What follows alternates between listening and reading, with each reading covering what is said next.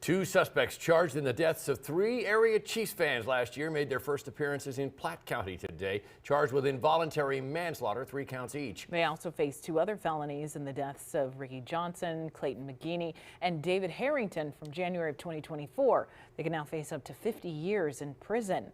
Fox 4's Malik Jackson has followed this story from day one. He was in the courtroom today. He joins us from Platte City tonight. So Malik, what did you learn?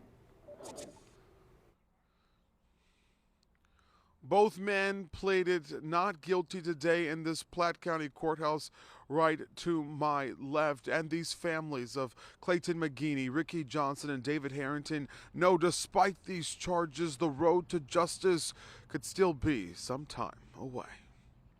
422 days after 3 men were found dead in the backyard of their friend's home, and 1 day after Jordan Willis and Ivory Carson were charged, these 2 men finally stood before a judge. My nephew died a tragic death along with 2 of his friends,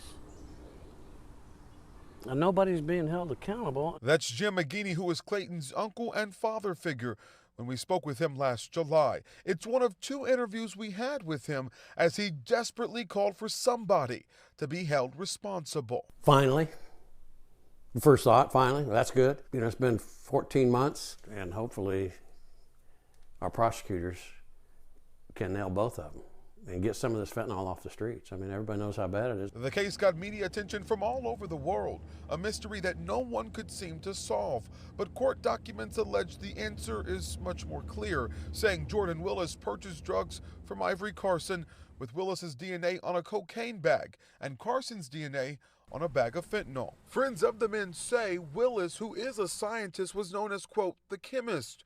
Prosecutors wouldn't say if he mixed the 2, although the medical examiner determined both led to the death of McGeeney, Johnson, and Harrington. It's kind of when you knew it all along, when you thought it all along, there's none left to add. He says part 1 of the race is over, but this is a marathon. The relief will be when the gavel hits the thing and says guilty. That'll be a relief. Then I'll know that the guy's off the streets. His drugs are off the streets. His attitude's off the street. They're going to have to find a new contact. They're going to have to find a new scientist.